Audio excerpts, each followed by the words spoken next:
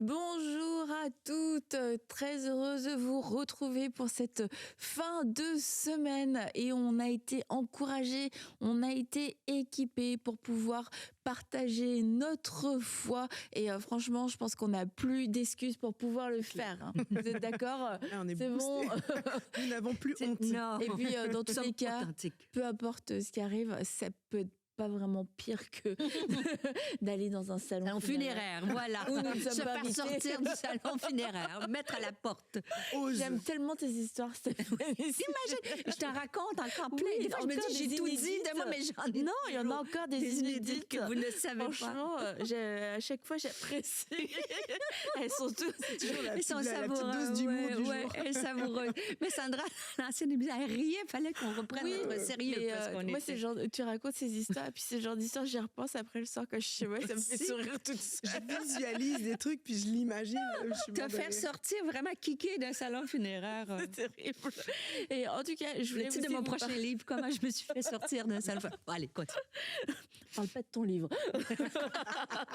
Comment je vais vous partager un témoignage qu'on a eu justement en parlant de pouvoir partager sa foi. Eh bien, Maëlie, alors qu'elle suivait la nuit de la percée, elle nous raconte que à la base, elle avait plutôt un sujet de prière qui concernait sa vie spirituelle et son ministère. Et en fait, au moment où elle s'apprêtait à envoyer son sujet de prière, le Saint-Esprit lui a mis à cœur un autre sujet de prière, le salut de sa maman. Et du coup, c'est ce qu'elle a fait. Et avant, en fait, qu'il y ait le bloc, parce qu'il y a plusieurs blocs dans la nuit de la percée, avant même qu'on arrive au bloc du salut pour les âmes, elle a eu à cœur de prier de demander à sa maman, est-ce que je peux prier pour toi? Et est-ce que tu veux faire la prière du salut? Et elle nous dit que donc elle a fait quelques minutes plus tard la prière du salut et par la suite elle a récité la prière du salut. Ma mère, qui a toujours aimé se montrer forte et réservée, s'est mise à pleurer, profondément touchée par la présence et l'œuvre du Saint-Esprit. Je rends vraiment grâce à Dieu pour ce moment. J'ai moi-même énormément pleuré de joie. Pour moi, ce qui s'est passé est quelque chose d'énorme, un véritable sujet d'action de grâce. Alors c'est trop beau parce que Oui, c'est encore beau. une fois, ça nous montre que c'est aussi dans des actes d'obéissance, parce qu'elle voulait partager un sujet de prière qui la concernait. Et en fait, c'est aussi un moyen de partager sa foi, d'avoir osé aller voir sa maman à ce moment-là pour lui proposer de faire la prière du salut. C'était le moment où elle était prête, sous la direction du Saint-Esprit. Alors, on vous encourage, on s'encourage encore avec ces témoignages. Et puis, j'en profite pour remercier toute la famille des partenaires, parce qu'on enseigne beaucoup, on équipe beaucoup à travers les émissions qu'on peut faire dans EMC. Mais le fait d'être aussi équipé, c'est aussi être équipé pour pouvoir apporter la bonne nouvelle, pour pouvoir partager notre foi comme Maëlie l'a fait à travers un programme de la chaîne. Et on se dit, la nuit de la percée, c'est que des chrétiens qui vont suivre ça, qui vont regarder ça. Et bien pourtant, la nuit de la percée a aussi été utilisée pour gagner une nouvelle âme au Seigneur. Alors merci la famille des partenaires pour tous ces lives qu'on peut organiser, tous ces programmes, ces émissions, et qui nous permettent de pouvoir gagner des âmes, qui nous permettent de pouvoir témoigner de notre foi d'une façon différente, d'une façon qui, quelquefois, ça va être un outil, l'émission va amener quelquefois des gens au Seigneur entièrement, mais quelquefois ça va être un outil, ça va aussi quelquefois nous aider, ça va être un petit tremplin pour nous donner faire le pont avec une personne, et tout ça, on le fait ensemble. Alors un grand merci. Et si vous voulez rejoindre la famille des partenaires, vous pouvez aller sur emcitv.com/don. Et Stéphanie, Yes. et d'ailleurs, on va parler. Ça pourrait être l'objet d'un nouveau livre, d'un futur livre à toi. Là, il est en train de germer. Enfin, presque. On est rendu au stade fœtus, là. On avance d'un embryon à fœtus. On avance. Ça va être next level. Comment atteindre un nouveau niveau? Mais tu vois, c'est même pas dans le nouveau livre. même Mais pas c'est dedans? vrai qu'on pourrait Ça ajouter. aurait pu. C'est une méditation que j'ai eue en début d'année. Tu vois que Une méditation en début d'année. Donc là, on est encore dans le début d'année. début d'année pour moi, mais que Mais on est encore un peu dans le début d'année. Et puis, tu vas nous partager partager 9 habitudes qui vont changer notre vie. Ah, 9 rien de habitudes. moins, 9 habitudes. 9 habitudes, en plus d'un passage assez étonnant. Assez étonnant, mais en fait, je vais être très, très, très appliquée. Mais je voulais commencer par un passage biblique qui m'a vraiment inspirée en début d'année. Et l'idée, c'est pas l'idée d'avoir des résolutions. Moi, tu sais, quand la Bible nous dit, oubliant ce qui est en arrière, me portant vers ce qui est en avant, mettant toute mon énergie vers ce qui est en avant, je cours vers le but. Et moi, j'aime ça, avoir des buts, c'est-à-dire, j'aimerais arriver, par exemple, ma vie de prière. J'aimerais, quand je vais arriver en 2027, que 2026, peut-être, mon but, ça aurait été de prier plus. Il y en a que ça va être la perte de poids, il y en a que c'est des saines habitudes, il y en a, tu vois. Et j'ai mis sur papier 9 habitudes pour atteindre dans nos vies ces objectifs-là. Pour arriver un an plus tard, ben j'ai fait du progrès, tu vois. Et le texte que je veux vous partager... on se donne rendez-vous dans un an. On se donne rendez-vous dans avec un... vous aussi. Ben, si ça vous tente de faire... Ça prend pas 10 000 choses que je veux changer. Une chose, je veux prier peut-être plus cette année. Je veux lire ma parole plus. Soit. Et des fois, on pense que kumbaya, ça tombe du ciel. Non, Dieu nous aide, mais quand on met des clés en application, on a plus de chances de succès. Le texte que je veux partager, juste vous mettre dans le contexte, c'est un texte qui est assez... qu'on lit pas tellement souvent, c'est dans Zacharie, chapitre 4. J'aime parce que ça nous parle d'une reconstruction. Et souvent, dans nos vies, on a échoué. On veut perdre du poids, mais non, j'ai pas réussi. On essaie toutes sortes... J'ai échoué, je veux lire plus ma Bible, après 2 semaines, ben, j'ai arrêté, tu vois.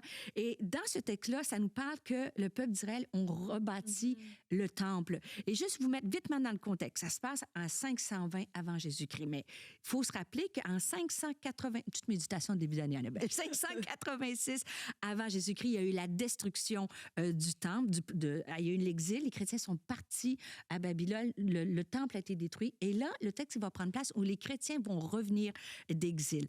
On est rendu à 538. Cyrus, le roi de Perse, va permettre aux Juifs de revenir et de rebâtir leur temple.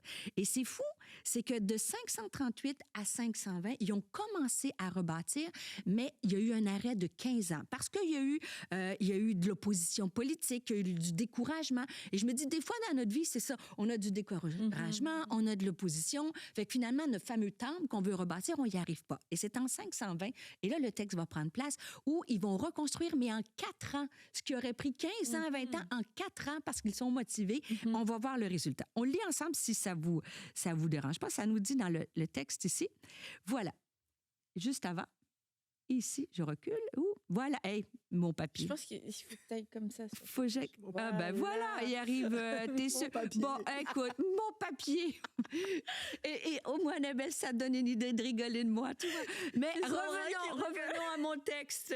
Mais parce que tout à l'heure... J'ai senti le désespoir de revenir à l'ancien. Mais tout à l'heure, c'est quand je fais... Oh, bref, peu importe. Zacharie 4, OK? Revenons à mon texte. Ça dit, et c'est Zacharie qui va dire, « Il me dit, que vois-tu? » Et il va dire, je répondis, je regarde et voici, il y a un chandelier tout d'or surmonté d'un vase portant 7 lampes avec 7 conduits pour les lampes qui sont au sommet du chandelier.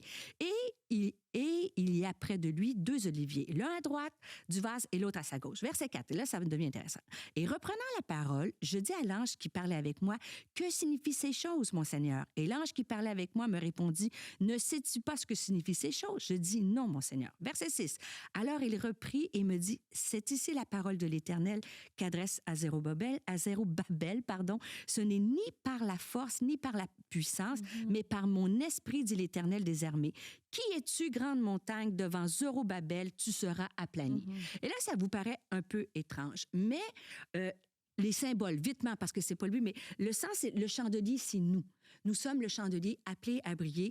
Et l'huile qui est là, c'est l'Esprit de Dieu. Et j'aime l'idée que le verset va nous dire, ce n'est ni par la force, ni par ta force, ni ta puissance, mais par mon esprit, dit l'Éternel. Et en fait, ils vont être, même si Dieu leur dit ça, ils vont être obligés d'aller avec les clous, le marteau et reconstruire. Et j'aime l'idée, en partant de ces 9 habitudes-là, que c'est pas juste par ta force. Tu n'es pas seul. Tu as accès au Saint-Esprit pour venir alimenter, comme le chandelier le faisait. Et le Seigneur te dit, si tu veux commencer à avoir un objectif, bien sûr, tu vas devoir travailler. n'est-ce pas? Mais non pas par ta force, mais par ma puissance. Et ce que j'aime aussi, c'est que ça dit, qui es-tu, montagne, tu seras aplani. Et ça, c'est quand je commence, je peux croire qu'avec Dieu, j'ai une montagne de peut-être tant de kilos à perdre, j'ai une montagne de trucs financiers à remettre en ordre, mais par la grâce de Dieu, Dieu aplanit nos montagnes. Mais nous devons travailler. Et c'est fascinant parce qu'on va voir qu'en 4 ans, comme j'ai dit, ça a été reconstruit. Et il y a le verset 10 va dire à la fin, ceux qui méprisaient les petits commencements vont en fait être surpris. Et je veux dire, la première chose, ne méprisons pas les petits commencements. Les changements de vie commencent par des petites actions. Et on regarde ensemble l'idée que ces petites habitudes-là, réalistes, vont t'emmener vers un changement de vie. Amen, vous êtes avec moi? Je vous vois. Première habitude. Là, je vous on avait hâte aux 9 habitudes. Ah ouais. Et là, je vous... Maintenant que je sais de quel côté tourner ma page, j'ai rien qui m'arrête maintenant. Voilà. Et j'ai dit 9 habitudes. Je vous envoie ça en rafale. Prenez des notes si ça vous tente pendant que vous écoutez. Arrête d'attendre d'en avoir envie. Et ça, c'est une des clés. C'est bien que ce soit la première. Hein. Oui, parce que si, tu sais, des fois, je dis, je commence en début d'année, je suis hyper motivée. Et en fait, si tu y vas juste sur ta motivation, la motivation dans le temps diminue. Donc, il ne faut pas que tu attendes d'avoir envie. C'est, en fait, on dit à l'appétit vient en mangeant. C'est l'élan et ta détermination qui vont provoquer le changement. Et des fois, en avoir envie, c'est comme, une petite anecdote. Je suis au gym début d'année, c'est mon jeûne de Daniel, OK? Donc, j'ai pas envie, moi, je suis pas sportive, je suis déterminée.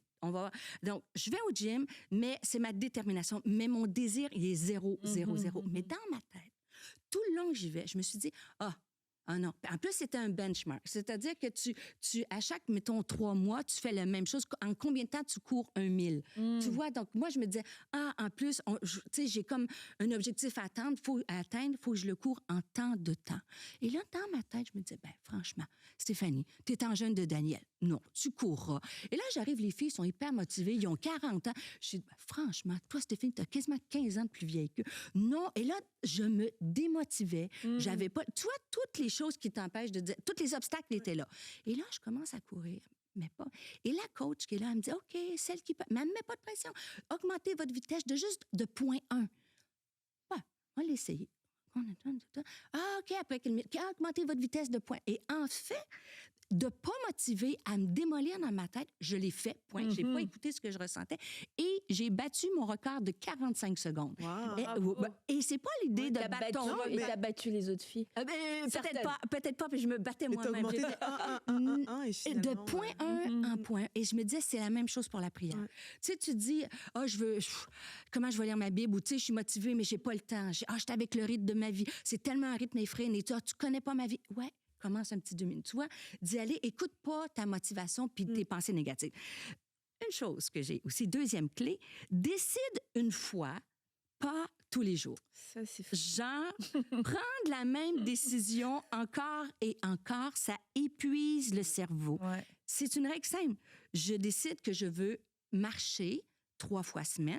La décision, elle est prise. Lundi, mercredi, après, j'applique vendredi. juste. Attention à la décision. Après ça, j'applique. La Bible dit, Matthieu 5,37, que ton oui soit oui. Et si tu te poses, en fait, si tu vraiment... Peut-être que je pourrais essayer ça. Peut-être que ça pourrait être le mardi. Non, j'ai une décision. Je ne me pose plus la question. Lundi. Bien sûr que s'il arrive des événements, mais c'est la décision. Décide une fois par jour, pas tous les jours. L'autre... Tu voyais. Merci, Annabelle. Commence ridiculement petit. C'est ce que je viens de dire. J'aime ça. Coupe ton habitude. Tu sais, tu as 20 kilos à perdre. Ben, tu dis peut-être pour les 3, 4, 5, dans les prochains mois, je vise 5 kilos. Ou 2 kilos. Tu coupes ton objectif. Je veux aller m'entraîner. Là, on commence. OK, je veux aller au gym. Je m'entraîne. Tu es rendu que faut que tu fasses 1 heure. Puis là, tu es à moitié morte. Tu cours, tu fais du spinning. Tu t'offres pas. Tu vas te décourager Ça rapidement. ne marcherait pas. Mais si tu découpes ton objectif, en plus, tu es fier parce que quand tu l'as atteint, tu as un goût de continuer. Toi, mon jeune de Daniel, je m'étais fixé tant de jours. Ça allait tellement bien. Puis je me suis dit, je continue parce que j'avais atteint mon objectif. Donc, commence ridiculement petit. 4. Parle-toi comme à quelqu'un que tu aimes. Les discours négatifs bloquent l'action. sais, quand tu dénigres toi-même, puis, tu sais, on n'a jamais été sportif chez nous. Tu sais, on a des problèmes de poids dans ma famille où tu as manqué, j'y arriverai pas, puis ça fait 10 fois que je recommence, puis je suis nulle, puis les autres sont capables. Et en fait, l'autocompassion, la science nous dit que ça améliore la performance. Remplace le « je suis nul » par « j'apprends ». Et il y a plein d'endroits que la Bible nous dit d'être avec douceur. Hein. Dans Proverbe 15:1, une réponse douce calme la fureur, mais une parole dure excite la colère. Une parole douce, en fait, si tu tapes dessus parce que tu as manqué, puis que tu as échoué, puis que tu n'es pas bon, ça va juste te démotiver. Proverbe 16:24, j'aime, les paroles agréables sont un rayon de miel, douce pour l'âme et salutaire pour le corps. C'est un rayon de miel, ça te nourrit. Parle-toi comme tu parlerais à tes bonnes amies. Et bien sûr, la Bible nous dit dans Éphésiens que tout ce qui est vrai, honnête, soit l'objet de vos pensées. Donc, parle-toi. Être indulgent avec nous-mêmes. Être indulgent. Et tu vois, on a l'impression qu'il faut se flageller, se fouetter pour que ça fonctionne. Et c'est pas du tout... Tu sais, j'aime le dicton. Savez-vous comment on fait boire un âne qui ne veut pas boire? Mettant du sel. Tu mets du sel dans son avoine. Ça donne soif. C'est un peu la même chose. C'est comme une parole douce envers toi, un rayon de miel, ben c'est plus agréable que si je me dévalorise puis je focus toujours sur ce que j'ai pas accompli. Et si j'ai un petit objectif que j'ai fragmenté, ben, je peux être bonne avec moi. Et ça, j'en ai un autre. Protège ton énergie le matin. La vie demande des efforts. Ça demande de l'énergie. Et ça, c'est quelque chose que de plus en plus, je tends à respecter. Par exemple, moi, le piège que je fais, puis je ne suis pas encore arrivée, mais le téléphone le matin. Tu vois, tu ouvres ton téléphone, tu as déjà des mauvaises nouvelles, tu as déjà des trucs sur Instagram, tu n'as même pas lu ta Bible, puis que tu as déjà... Et ça te bouffe de l'énergie. Qu'est-ce que c'est? De créer une routine pour aller chercher... Bien sûr, lire ta parole ou prier, mais enlever les choses, les irritants autant que faire se peut. Moi, mon bureau est à la maison. Tu vois, mon mari se lève plus tôt que moi. Quand j'arrive pour me lever, lui, il a comme 2 heures même 1 heure de fête, j'exagère 2, mais au moins 1 heure.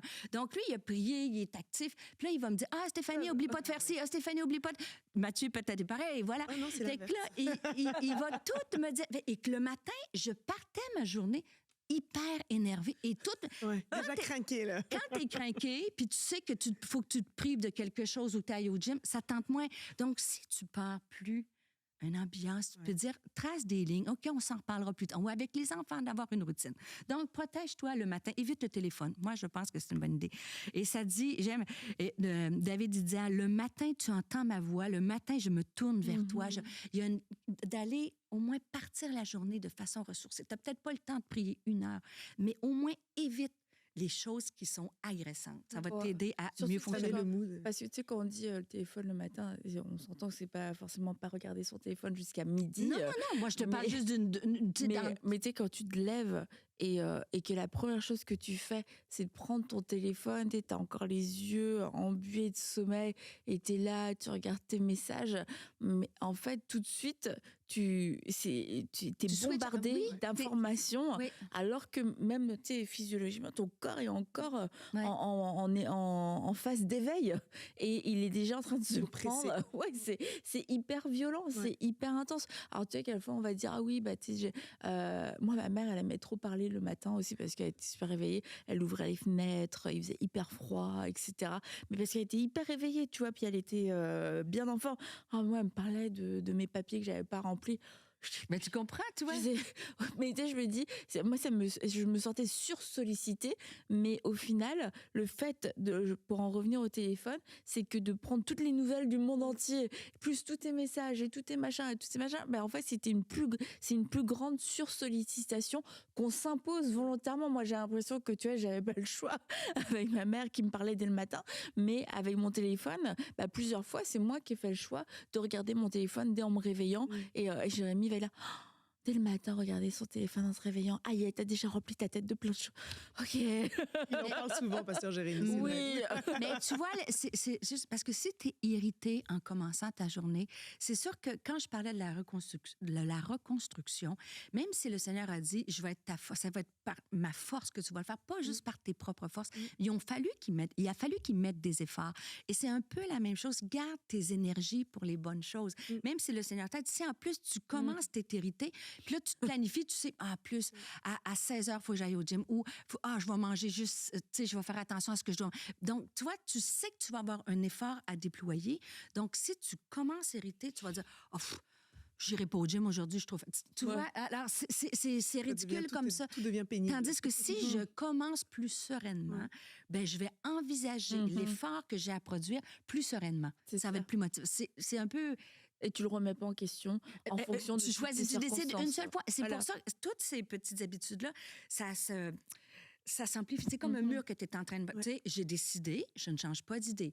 Après ça, tu sais, je me prédispose mon environnement. C'est le 6e point. Crée un environnement qui t'aide. Tu n'es pas faible, ton environnement est mal conçu. Ah, voilà. En fait, j'ai dit, ça a l'air simple, hein? Mais dans Timothée, Paul va dire à Timothée, fuis les passions de la jeunesse et recherche la justice. Il y a une notion de la justice, la foi, la moi, c'est ça. La notion de fuir et de rechercher. Quand je dis te créer un environnement qui t'aide, si toi, ton petit défi, donc, c'est la perte de poids. Et c'est comme moi, ton petit défi, c'est le brie ou le fromage ou le camembert. Je ne suis pas faible. Qui es-tu, toi, montagne de fromage pour te tenir devant moi? Tu seras aplani. En fait, une fois, pour éviter cette montagne-là, tu choisis une grande révélation de ne plus acheter de brie. Ça a l'air simple, hein? Non, c'est pas simple. En fait, tu te compliques la vie quand tu achètes. Mais qui le fait pas? Oui, tu te mets à la si tentation. tu as décidé... Tout ton frigo, il est là. Il t'appelle. Mais tu comprends, tu as décidé une fois, OK, je mange. Tu sais, quand j'ai des petits objectifs, c'est peut-être ton objectif cette année, je coupe le fromage. Simple comme ça. Et tu dis, ben si tu veux couper le fromage, même pas, c'est pas le mien. Mais tu vois, j'en achète pas. Moi, c'est les croustilles. Les chips. Moi, les gâteaux, les chocolats, c'est pas le truc. Et en fait, quand j'ai des jeunes à la maison, Philippe est parti, mais Jérémy est à la maison. Puis c'est un jeune adulte, donc j'achète des croustilles. Et j'ai un armoire avec un... Et ils sont là, les croustilles. Ils sont pas devant moi, mais je sais qu'ils sont là. Donc... je décide, mais non, j'ai changé. Donc, je vais dans l'armoire, je prends un petit peu, tu vois le compromis, je prends un petit peu, je vais m'asseoir. Mais une fois que j'ai craqué, que j'ai brisé ma décision, mais je peux y aller 10 fois, au lieu de m'asseoir avec le sac. 10 fois. C'est pas ça que je veux dire quand il faut couper notre objectif en petits fragments. C'est pas retourner 10 fois manger des chips, vous comprenez? Mais en fait, l'idée, c'est que si c'est ça, c'est de te créer, c'est de plus n'acheter. Bon, l'exercice. Je vous ai dit, moi... Parmi mes limitations, c'est que pour moi, maintenant, l'exercice, c'est plus une question de perdre du poids, c'est une question d'être en santé. Quand tu viens de voyager, ça me donne de l'énergie. Et pendant longtemps, je m'inscrivais en janvier, puis j'arrêtais. Et je me limitais parce que chez nous, on n'est pas sportive, tu vois? Donc, et quand j'étais jeune, tu sais, les trucs de ballon chasseur, je pense que ça joue en France, ça joue partout. Puis là, à la cour d'école, tu sais, ballon prisonnier. Donc, dans la cour d'école, ils font les équipes, toi. Donc, tu as les 2 meilleurs qui sont responsables, qui sont chefs. Puis là, ils choisissent. Ben moi, j'étais toujours la dernière choisie. Toi aussi, Annabelle? Même tes propres amis te choisissent. Oui. Donc... J'étais la chef. Oh, bah! J'allais dire, toi, c'est sûr de t'aider. J'étais pas très sportive, mais j'avais des bonnes stratégies. Et tu vois, et ça, c'était des limitations. Et je me disais, pour arriver à atteindre cet objectif-là, j'ai créé un environnement qui, moi, me convient. Je vais dans une salle de sport qui peut-être a un certain coût, mais fonctionne avec moi et j'atteins des objectifs mesurables, quantifiables. Et quand mon fameux benchmark de 1000, j'étais fière d'avoir réalisé ça et ainsi de suite. Donc, crée-toi un environnement. Je le sais, c'est pas par force, par puissance, mais par mon esprit, mais ils ont pris le pic et la pelle et ils ont bâti. Le Seigneur, quand tu décides de le faire, il va créer, attends pas la motivation et quand tu le fais, ça demande un effort, mais Dieu va multiplier tes efforts. J'allais dire, et dans la création de l'environnement, c'est aussi des fois l'environnement aussi des gens qui t'entourent. Oui. Et des gens qui vont t'encourager. Rends-toi redevable des fois avec des gens, pas qui vont te dire, bon, bah, tu vois, j'étais sûre que t'allais pas y arriver, Ouais. mais plutôt, et où est-ce que t'en es? Waouh, t'as fait le truc de plus. Je suis tellement fière de toi. Continue. Puis cet environnement-là aussi peut, tu sais, nous aide quand nous justement on est découragés. Ouais. D'avoir quelqu'un qui, dans cet environnement-là, qui va te Quelqu'un qui donner t'encourage, ce coup. mais aussi dans un environnement qui, tu vois, comme la salle de sport où je vais, ça peut être dans d'autres domaines. Ça pourrait être, on pourrait dire la même chose de la prière. Si quelqu'un, ta meilleure amie, elle a pris 15 heures par jour, puis toi, tu dis, ben moi, mon objectif cette année, c'est 20 minutes, ben il faut que ton environnement, il faut pas que tu te compares aux autres, parce que tu dis, c'est quoi 20 minutes par rapport à elle, tu sais? C'est la même chose dans n'importe quel domaine, tu sais. La fille, par exemple, la perte de poids. J'étais au gym, puis là, la fille, elle a fondu une asperge. J'ai dit, qu'est-ce que tu as fait pour fondre? J'ai enlevé la crème dans le café. Mais moi, ça fait 25 ans que je mets pas de crème dans le café. Tu vois-tu, Jean? Mais non, mais ça m'énerve. Donc, mon environnement, ben, Ouais. je vais éviter de... Parce qu'elle, elle peut Je vais pas en perdre... parler avec elle. Non, mais... Non, mais c'est vrai. Tu comprends? C'est vrai, la personne n'a jamais eu de problème de poids, mais donc, tu sais, c'est ça, c'est totalement. On est d'accord? partie de cet Donc, environnement-là. entoure-toi, ton environnement, ça a l'air un peu... C'est de très- s'aider, en fait.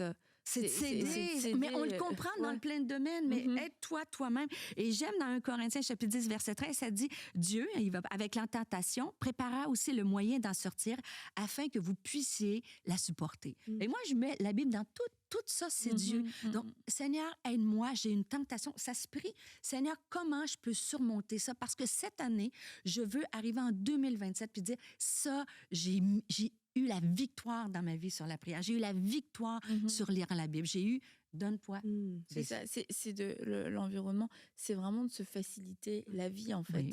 et c'est de faire un petit ménage de plus de nos habitudes ou de ces choses, d'éloigner ce qui nous amène dans les mauvaises habitudes, et puis de rapprocher et de rendre accessible ce qui nous permet d'être fidèles à nos engagements et vers quoi on veut aller. Si je vais dans un magasin où je sais que j'ai tout le temps Ben tendance voilà, à où que je dépenser mon dépensais. argent et Exact. que je suis dans cette année où J'y je me vais dis non, je rembourse mes dettes, je me remets à flot financièrement, bah en fait, on va pas s'exposer. Non, je vais y aller juste pour le plaisir des yeux. C'est quasi sûr que tu vas craquer pour quelque chose, même si c'est pas beaucoup, bah c'est quand même plus que ce que tu aurais, Ouais. plus que rien.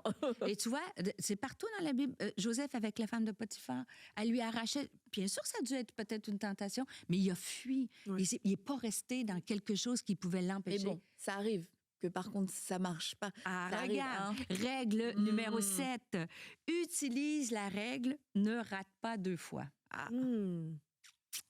On peut rater une Ouais. fois. Rater, Rater une OK, fois, je pas 2 fois. Non, regardez.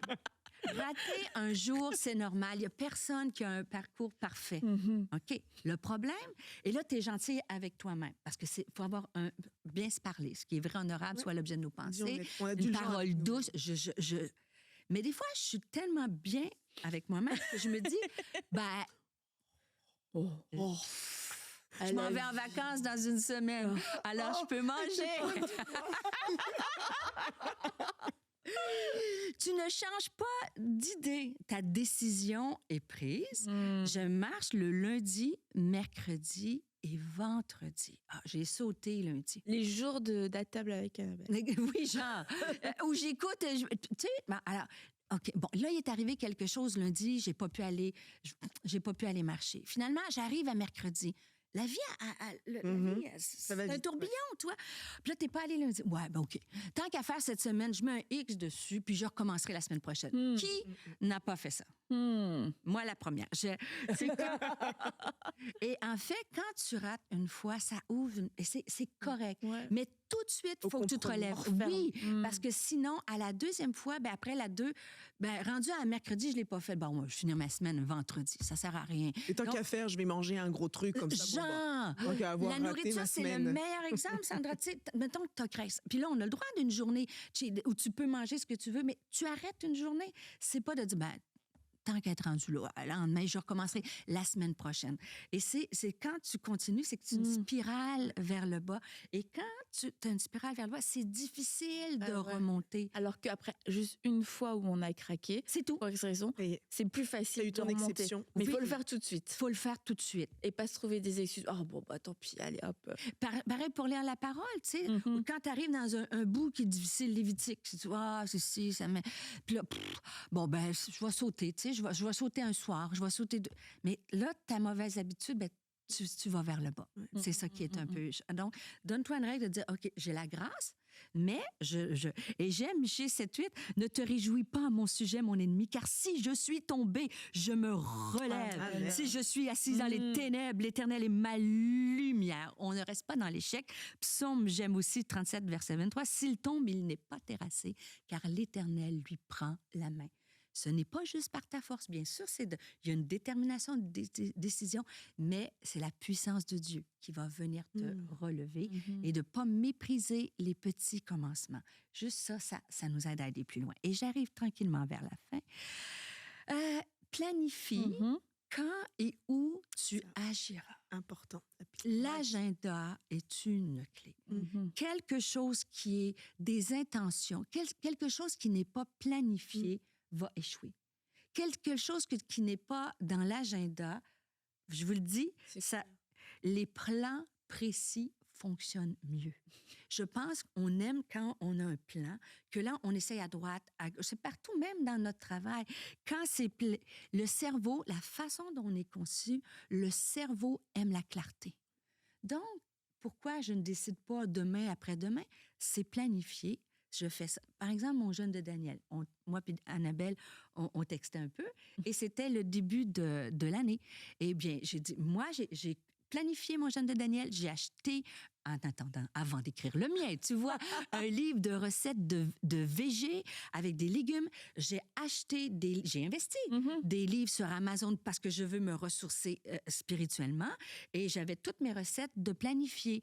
Et bien sûr, c'est pas l'armée. Si je décide que je mange des pois chiches une journée, je peux... Mais je vous dirais que c'était le jeûne qui s'est le mieux passé parce que c'était clair. J'avais pas de...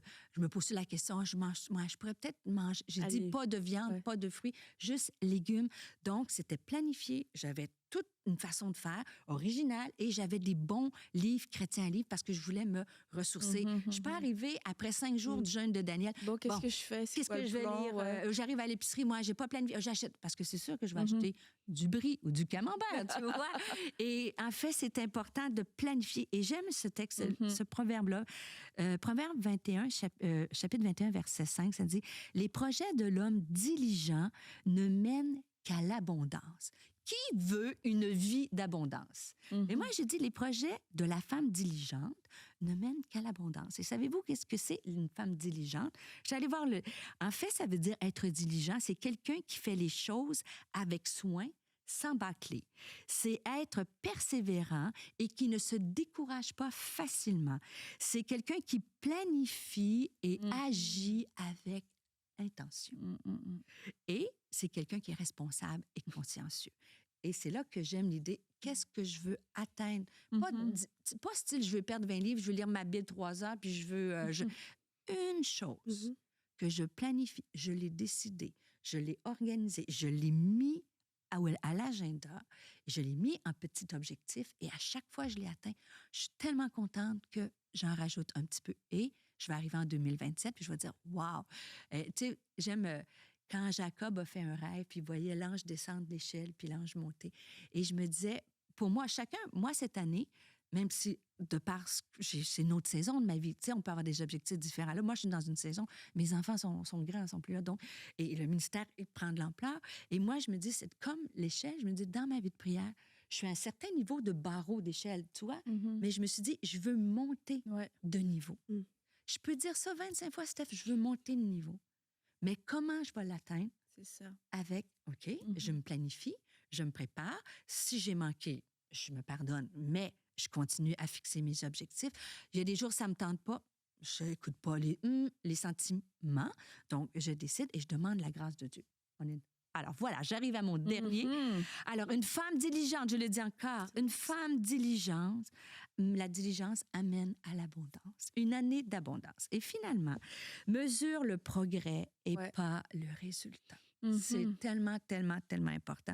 Se concentrer uniquement sur les résultats nous décourage. Alors, c'est pour ça qu'il faut regarder au progrès. Beaucoup dans la perte de poids, les femmes vont arriver, tu sais, ils ont mangé pour... Tu sais, tu manges 2 choux de Bruxelles, les choux de Bruxelles, et des haricots pendant 3... Puis là, tu as l'impression, hey, j'ai fondu. Dieu, c'est pas possible. Tu arrives sur la balance, tu sais, 200 grammes. Tu vois le genre. Mais tu dis ça. Mais là, honnêtement, on est honnête. Qui sait que tu te dis, j'ai fait des efforts, puis j'arrive, puis j'ai perdu 200 grammes. Ben moi, c'est sûr, je tombe dans le bris demain. Parce que je me dis, non, mais j'y arriverai jamais. Et là, tu te décourages. Mais souvent, au lieu de peser, on mesure. Des fois, ça m'est arrivé de dire, mais j'ai rien perdu. Et tu mesures. Tu vois, j'ai regardé une autre forme de progrès et il y a eu un petit millimètre de perte.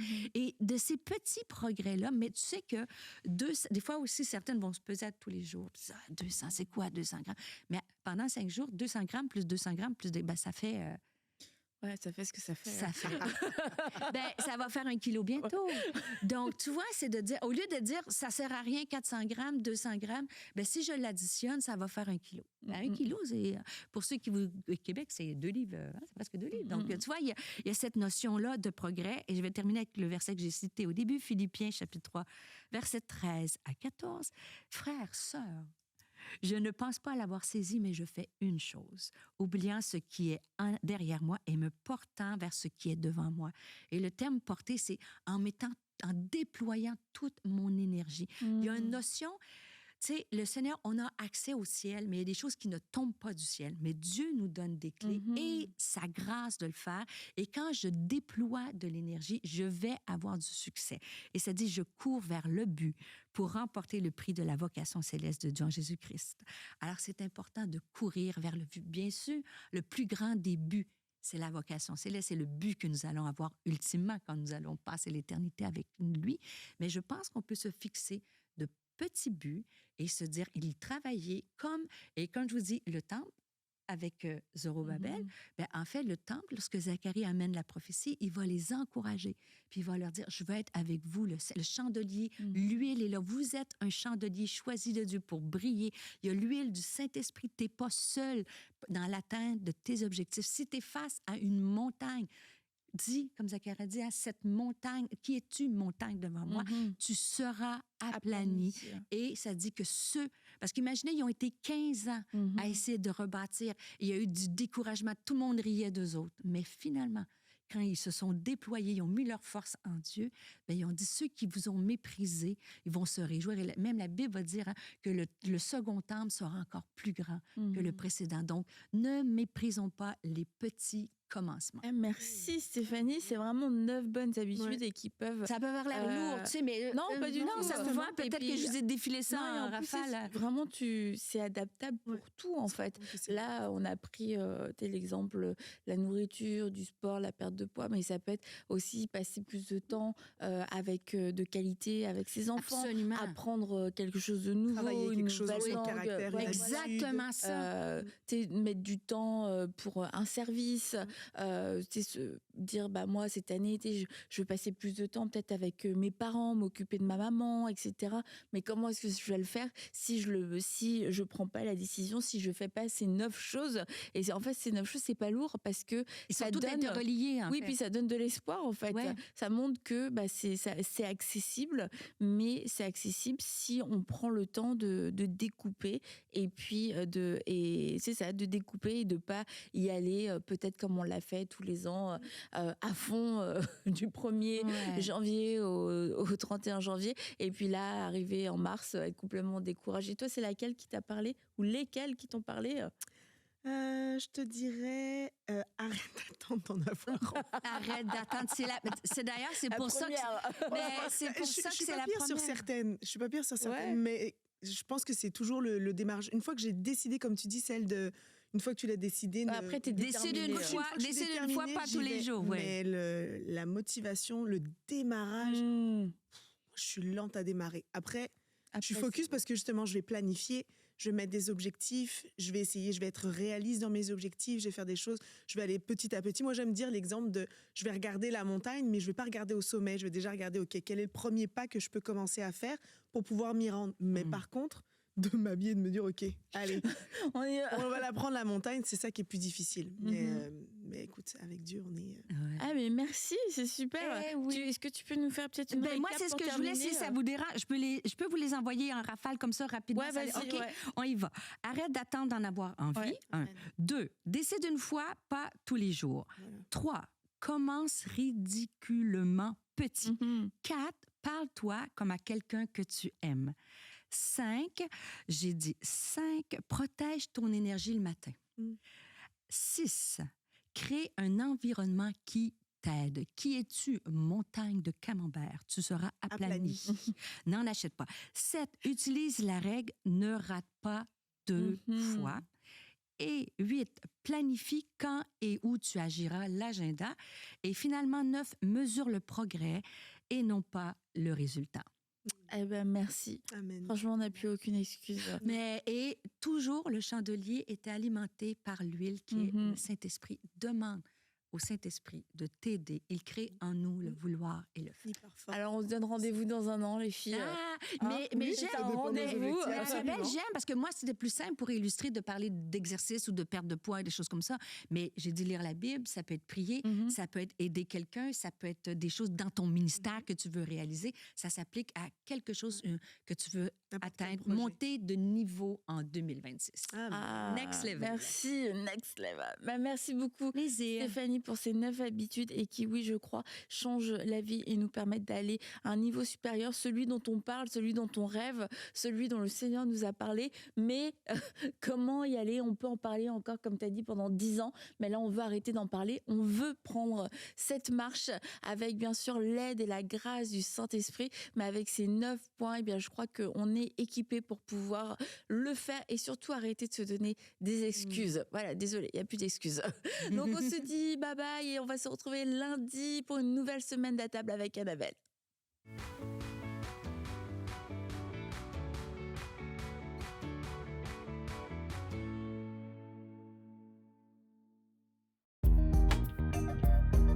Merci à tous nos précieux partenaires grâce auxquels cette émission a pu être réalisée.